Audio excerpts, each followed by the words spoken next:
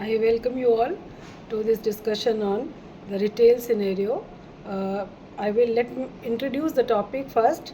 See, what is the retail industry? We all know it is growing like anything in our country. We can see the presence of retail industry in every walk of field. And of course, whenever we visit malls and all, we see how much labor is being employed by the retail sector. Too many employment opportunities are being generated because retail industry is a labor intensive industry, and of course it is expected to grow in India to 1.5 trillion dollars by 2030, which is a very big number. And why are we going, why are we discussing this retail scenario? Because it is performing a focal function of connecting manufacturer with the ultimate user, that is a customer. So it is bridging the gap between the manufacturer and the employer and the customer, and it provides not only the employment but also creating very good infrastructure. We can that can be seen with the presence of very good malls coming up in India in all metro cities. And like it has been derived from the sector, retail sector, because it is the largest employment generating sector in India. So it is assuming a big importance, right? And it has been derived, the word retail has been derived from a French word retailer, which means to cut again, मतलब दोबारा से काटना किसी चीज़ को, to break bulk into small packets, right? और जो cut functions जो which are perform by the retailers, what are they? We all know they do sort and of course they sort and store things. Like we see when we go to purchase apples, the same apple, same brand, same quality apple, which has been sorted out in big apple, medium size apple, small apple, they carry different rates. So this is a very important function performed by retailing. Then packing and selling in small quantities to the final consumers, and which becomes of great value to the customers, right? आप देखते हैं कि जैसे जो शिमला मिर्च है, लाल पीली शिमला मिर्च है, वो दो एक पेयर में पैक करके दी जाती है, नहीं तो कहाँ पहले कस्टमर को हाफ के जी या 1 kg ही खरीदना पड़ता था. तो now they are at the liberty to purchase only 1 or 2 pieces. और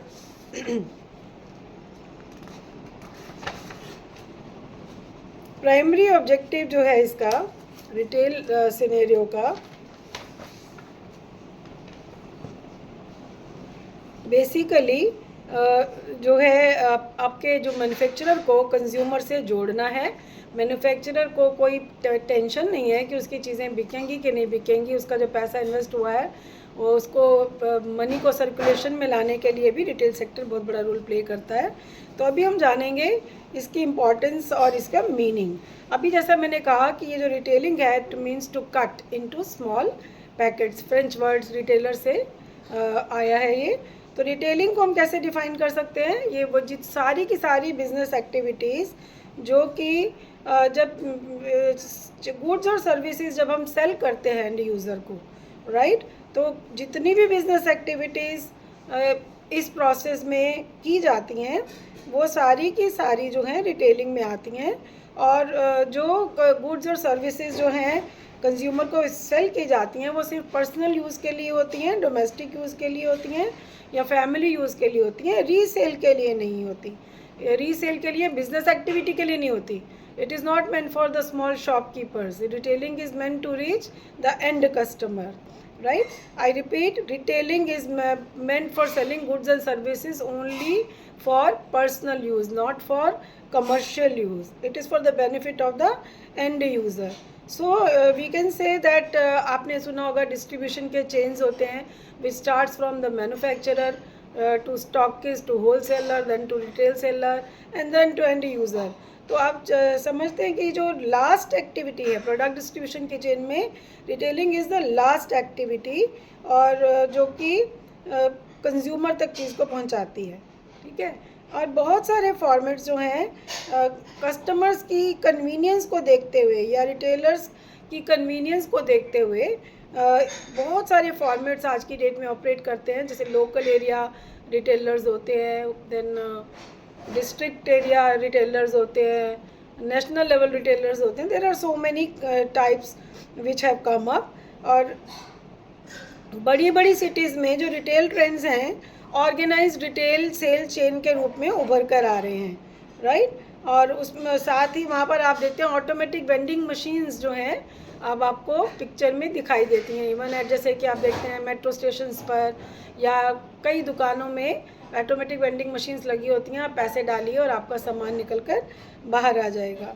लेकिन जो रूरल लैंडस्केप है, जो गांव विलेज एरिया है, वहाँ रिटेल जो है अभी पुराने तरीक़ों से ही होती है। छोटी छोटी दुकानें होती हैं जिनको हम नेबरहुड लोकेशंस बोलते हैं। और मोबाइल वैन्स हैं जो वैन्स ले जाके सामान बेचती हैं। कार्ट्स होती हैं जैसे बैलगाड़ी, ऊँट गाड़ी, घोड़ा गाड़ी। और ऑफ कोर्स हाट, साप्ताहिक जो हाट लगता है, जैसे वीकली बाज़ार होते हैं, सोम बाज़ार, मंगल बाज़ार, बुध बाज़ार, राइट। सो ये वीकली हाट मार्केट में जो है रिटेलिंग की जाती है। और इसीलिए मतलब हम इस बात को देखते हुए तो बेसिकली जो जितनी भी तरह के फॉर्मेट आपको रिटेलिंग के दिखेंगे उनमें बेसिक डिफरेंस यही होता है कि एक टाइप ऑफ फॉर्मेट जो है वो चीज़ें स्टोर करते हैं और दूसरे टाइप के जो है स्टोर नहीं करते। वो तो हम कहते हैं store retailing and non store retailing, ठीक है। अब जैसे हमने अभी ऊपर डिफाइन किया रिटेलिंग को, it is set of business activities.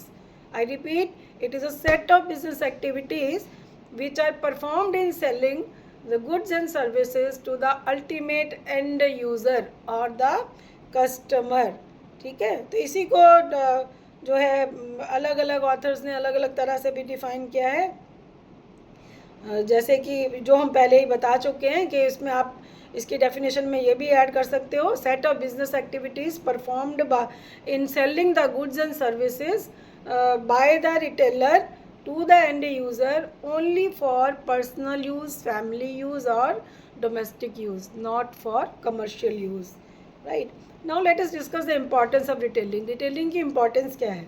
देखिए, सबसे पहला तो जो importance है retailing का, ये GDP हमारा जो है gross domestic product, right, gross domestic product का 10% जो है शेयर जो है it is contributed by retailing. आप समझ सकते हैं 10% बहुत बड़ा अमाउंट होता है।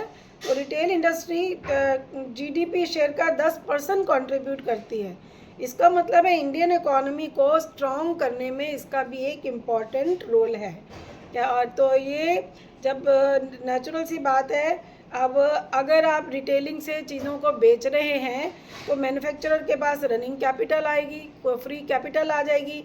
कैपिटल आ जाएगी तो वो और ज़्यादा मैन्युफैक्चरिंग करेगा, और ज़्यादा मार्केटिंग करेगा और ज़्यादा लोगों को एम्प्लॉयमेंट मिलेगी।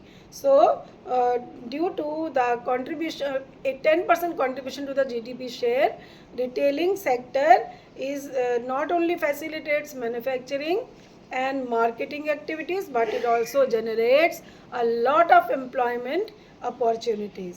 तो दूसरा इसका इम्पोर्टेंस है एम्प्लॉयमेंट अपॉर्चुनिटीज़। देखिए, सेकंड लार्जेस्ट एम्प्लॉयमेंट प्रोवाइडर है इंडिया का। आई रिपीट, इंडिया में दूसरा बड़ा एम्प्लॉयमेंट देने वाला फील्ड है रिटेलिंग सेक्टर। तो ये बहुत बड़ी बात है। तो नेचुरल सी बात है, जो नए नए बच्चे पढ़ के निकल रहे हैं तो उनके लिए अगर to begin with they can always join retail sector. तीसरा आता है मोबिलाइजिंग फिनेंस। देखिए, पैसा जब तक सर्कुलेशन में रहता है तब तक कहीं किसी देश की इकोनॉमी मजबूत रहती है। पैसा कहीं अटका तो इकोनॉमी भी अटकी, ठीक है। जैसे कि अभी वॉर चल रही है तो वॉर में जो ऑयल प्रोड्यूसिंग कंपनीज़ है वहाँ पर पैसा बहुत खर्च हो रहा है, तो काफ़ी उसके मैथमेटिक्स आपको देखने में मिल रहे हैं।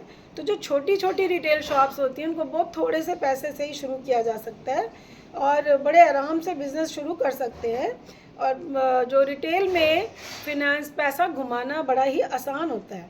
छोटा सा जो शॉपकीपर है वो अपनी कैपेसिटी के हिसाब से अगर वो 1 लाख डाल सकता है, वो 1 लाख का माल खरीदेगा, डालेगा, बेचेगा, फिर प्रॉफिट होगा उसको डाल के फिर और थोड़ा ज़्यादा करेगा, ठीक है ना। तो इस तरह से वो जो है finance mobilisation is easier to set up a retail store. और वैसे भी क्योंकि चीज़ें लगातार बिक रही हैं थ्रू रिटेलिंग, तो मैन्युफैक्चरर का पैसा भी ब्लॉक्ड नहीं रहता, वो मोबाइल रहता है। चौथा इम्पॉर्टेंट फंक्शन जो रिटेलिंग करता है वो है कस्टमर कन्वीनियंस। देखिए, एक कस्टमर को रिटेल स्टोर में बहुत सारी आइटम हमें एक ही दुकान में मिल जाती हैं। Like when we go to a departmental store, तो हमें पता है इस एक छत के नीचे हमें घर की ज़रूरत का सुई से लेकर बड़े से बड़ा सामान तक हमें वहाँ पर मिल जाएगा, जो ज़रूरत के बेसिक ज़रूरतें हैं, ठीक है। तो कस्टमर जो है, और तरह तरह के ब्रांड्स को एक रिटेलर अपनी एक छत के नीचे जमा करके रखता है, तो कस्टमर चाहे तो वो वहीं एक छत के नीचे से ही अपनी पसंद का ब्रांड के सामान, गुड्स या सर्विसेज खरीद सकता है। और रिटेलर साथ ही कस्टमर को और सुविधाएं दे देते हैं, free home delivery, after sale service, right, alteration etcetera, ताकि कस्टमर को कंफर्ट लेवल बढ़े।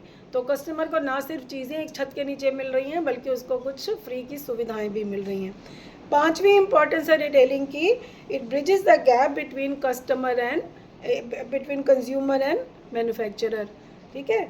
अब मैन्युफैक्चरर जो है, हमने अभी जाना कि जो मैन्युफैक्चरर कच्चे माल को प्रोसेस करके तैयार माल बनाता है, और ये तैयार माल जो है उसको कौन बेचता है? रिटेलर बेचने में मदद करता है। किसको?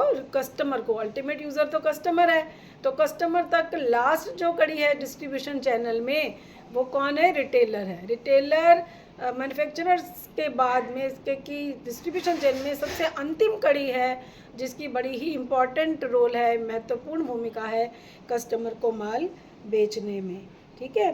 तो रिटेलर क्या करता है? वो तैयार माल मैन्युफैक्चरर से ख़रीदता है और उसको फाइनल कस्टमर्स को बेचकर अपना प्रॉफिट अर्न करता है, ठीक है। जैसे अगर आप कोई कुछ भी शूज़ खरीदने जा रहे हैं, तो जो ऐसी जो शॉप है जहाँ पर सारे ब्रांड्स होंगे, आप वहाँ जाएंगे और तो आपको पता है कि वो दुकान रखती है, तो वहाँ से आप अपने जूते खरीद के आ सकते हैं। छठी इम्पॉर्टेंस इसकी है कि ये मैन्युफैक्चरर को बहुत अच्छा फीडबैक देता है, जो ये बताता है भाई, क्योंकि रिटेलर कस्टमर के साथ रोज़ टच में रहता है, तो वो मैन्युफैक्चरर को बताता है कि आपके उस प्रोडक्ट के वैल्यू नहीं है, कस्टमर मांगते ही नहीं है, हमारे देने पर भी नहीं लेते, तो आप इस तरह के इस कस्टमर की ये शिकायत आ रही है। तो वो इससे क्या होता है, कस्टमर जो मैन्युफैक्चरर है, manufacturer can use that valuable feedback of the retailer to improvise the quality further, ठीक है, ताकि कस्टमर उससे सेटिस्फाइड रहे। फिर सातवीं इंपॉर्टेंस है कंट्रीब्यूटिंग टू द एनवायरनमेंट। देखिए, रिटेलर्स जो हैं बहुत सारे ग्रीन इनिशिएटिव लेते हैं एनवायरनमेंट को प्रोटेक्ट करने के लिए, जैसे कि रिटेलर्स अपना सामान पैक करके पेपर बैग्स में देंगे इंस्टेड ऑफ पॉली बैग्स, ठीक है। फिर ऑफ कोर्स जो प्राइमरी ऑब्जेक्टिव उनका यही होता है कि सिंथेटिक जो है बायोडिग्रेडेबल नहीं है, हम आपको पेपर बैग दे रहे हैं, इससे वो सोसाइटी को मैसेज भी देते हैं। और जो अगली इम्पॉर्टेंट कंट्रीब्यूशन है रिटेल इंडस्ट्री की, कंट्रीब्यूटिंग टू द सोसाइटी। बहुत सारे जो कॉरपोरेट लेवल पे रिटेलर काम करते हैं, तो वो कॉरपोरेट सोशल रिस्पॉन्सिबिलिटी नाम के इनिशिएटिव्स होते हैं। कॉरपोरेट सोशल रिस्पॉन्सिबिलिटी माने आप इतना पैसा कमा रहे हो, तो आपकी समाज के लिए भी दायित्व है, तो आपको कंपल्सरीली एक CSR की आपको करने ही पड़ते हैं। तो इसमें रिटेलर कई बार चैरिटी भी करते हैं, सोसाइटी को हेल्प करते हैं, जैसे कि किसी मतलब ऑर्फनेज को या ओल्ड एज होम के बच्चों के ओल्ड एज होम के लिए या NGO के लिए वो कई बार कई तरह के आयोजन करते हैं या स्पॉन्सर करते हैं कई तरह के ओरिएंटेशन प्रोग्राम्स या एम्पावरमेंट प्रोग्राम्स को।